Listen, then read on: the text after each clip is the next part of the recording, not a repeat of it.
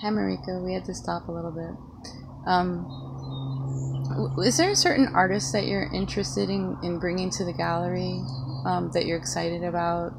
A kind of maybe genre or some kind of, whether it's like video art or sculpture, or just are you focused on certain things? No, well, I wouldn't say that. I'm focused on things that appeal to me, Mm-hmm. and that can be anything. I have a wonderful artist who does a lot of video, incredible video, and we're planning to do a show next year with just video. Last year I had an iPhone photo show. That's Where interesting. people from all over the United States sent in their best iPhone Oh, photographs, and that was pretty exciting.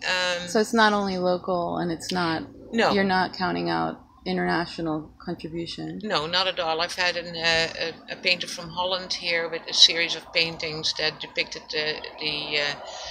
um, the story of Dido and Aeneas. It was a series of about 20 paintings, and we had an opera singer sing some of the arias of Dido and Aeneas while we had the opening. So that was quite Wow. a wonderful event. We had Duke Robeyard here. Duke Robeyard is a very well-known blues musician. He travels all over the world with his blues, but he's also a wonderful photographer, and he took a lot of photographs of other musicians, other blues musicians, that he encountered in his travels, and also some travel photography.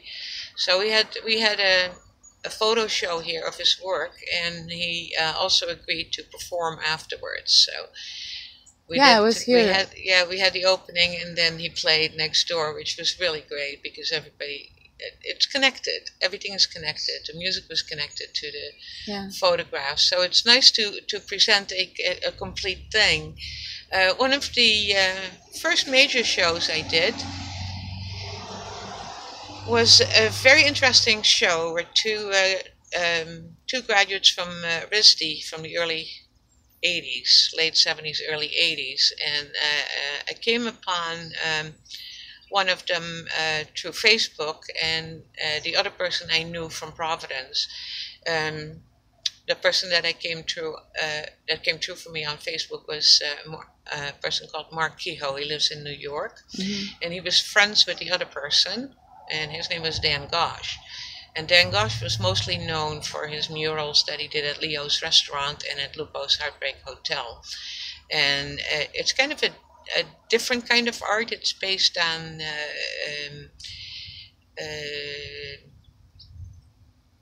the funny stories. What do you call the books? The Comics. comics, yeah.